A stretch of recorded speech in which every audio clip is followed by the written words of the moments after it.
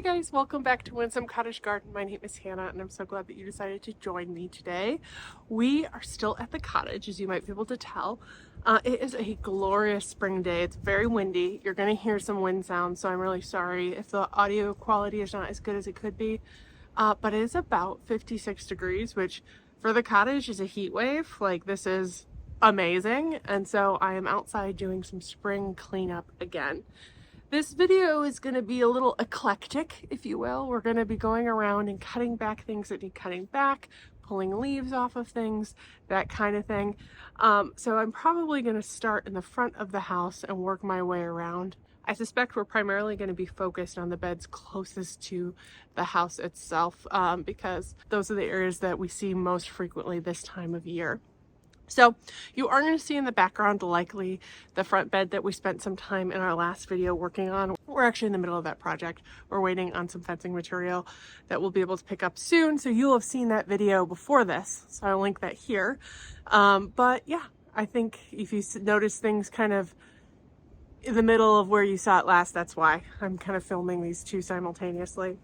But I thought I'd bring you along as we kind of dive in. I'm going to focus on the front bed, that deer resistant shade bed first. There's not a lot that needs to be done there. My dad has already taken the leaves and stuff off. It's just going in and cutting some stuff back. I'll swing around the side beds, and then we're going to focus primarily on the pathway garden on the east side of our house, as well as that top tier garden closest to the house. We've got a lot of stuff to cut back. I don't know how long it's going to take me, but I think we'll be able to cover all those areas in this video. I'll do a quick walk around to show you the areas I think we're going to be working in. Again, I apologize for the audio. It's going to be a bit windy. I'll do my best, but I'm in a protected area right now, so it's going to be even worse when we get to that front bed. So I'll show you a first look, and then we'll follow back up at the end to kind of show you what we did and why we did it. This is the first bed I'm going to spend some time in. This is the area my dad has actually done a lot of leaf pulling off. There's still, like you can see, there's a ton of daffodils coming in. We have some really pretty bluebells are coming in too. So our bluebells. Some of these have already been cut back. This is a beautiful, really dark colored hellebore. This is just how it emerges. It's not gonna stay like that. Some other things in here that need cutting back. My dad's done a lot, but not all of it. Like this hellebore could be cut back. This hellebore, there's some mushrooms I want to get out. I'd love to move this, but I don't know if I will. Yeah, so some just general cut back things. But I'm really pleased with how the bluebells are doing. I'm also going to take after the ivy, wind it up a little bit. Every time I show this area, I get comments about the ivy. It is hard to see from this angle, but it's actually off the house. It's not attached to the house, and it's enough for us to be able to get behind it. So we stay on top of it. Our goal is to get these arches filled and then just size control the ivy. We'll see how it goes. In a couple years, we might decide to take it out. But for now, we really appreciate the evergreen architectural interest on this wall because it's quite a large expanse that needed breaking up. So my dad did also cut back over here. I just want to peek and see. I don't know if any of the, I think that's a fern that's been pulled out. That's interesting. We did plant some ferns in here that it's a little early for them, but you can see where some of them are. They're doing well. They'll come back. I'm not sure if these rugosas, they look pretty dead, but we'll keep an eye out. I wanted to peek.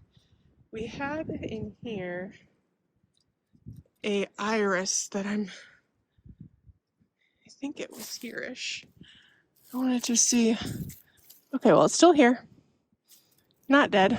It's a little mushy. I don't know if it will have survived, but we're gonna leave it. We'll see. Just wanted to check that out. But one area, this is a project we're gonna be working on. Well, my dad will be working on it. I don't know how much of it will be vlogged, but we need to put in some tiered steps here to help with some erosion that is happening, but also make them such a thing that like lawnmowers and four-wheelers can go down. But if you see this is trying to stop the erosion until we get to it. But actually, I think since I last showed this area, these beds have been added as he's been working on it, but there's some stuff that needs to be cut back here. That's why I'm walking around. Have some more things we're gonna either cut back or redirect. But yeah, here's an area that we have some stuff to work on. I'm trying to remember. We have a hellebore here. What did I plant there? A stilby, maybe? I don't know. I'll have to look back. But then this is filled with some ferns and some toad lilies, which can be cut back. Let's make our way up to the other side bed that we're going to be working on. This year we're also going to stone this so it's less sandy. Need to even it out a little bit, and we're going to be working on this area and defining it a little bit more so it's less of a catch-all for all of our stuff. Eventually we'll have to take out these to get the leaves out. These are all lilacs. That's a cherry tree. More lilacs. Beautiful daffodils that'll probably be the first to bloom here.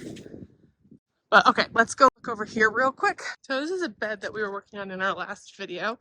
You can kind of see that the crocuses are already starting to green up a little bit, which is nice. Oh, I forgot I put a little stand over here. We're gonna have to clear that out, but this is actually the area that we're gonna be working on getting leaves out, cut back as needed. Some of these need a little pruning. You can see the alliums we planted last year already popping up. And this is going to be a separate project for another day. Might take out some of the dead stuff. But everything just needs to be cut back. Our peonies are already coming up.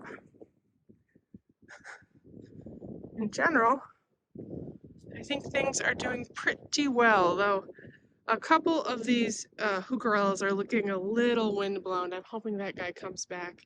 These definitely will. We'll cut them back and give them a good drink. This is glorious, isn't it? Just look at this mass. It needs some cutting back, but it's glorious right now. Here's an area we have some cutting back to do. I think I planted 7 here. 1, 2, 3, 4, 5, 6, 7. So all 7 are here. These are the alliums. Cutting back over here as well. Those are going to be moved. Probably not this video, but a soon video. I'm going to actually dig up the crocosema bulbs, move them to a different bed. Another corabelle that I think will come back. It's just looking pretty sad right now. I might sprinkle some repels all around it because it looks like it might have been eaten a tiny bit. Yeah, we've got a hosta there, some cutting back that needs done. Might prune that rose. You can see these beautiful crocus. And we have some hellebores over here that are doing well. 2 that need to be cut back as well. So that's kind of the plan.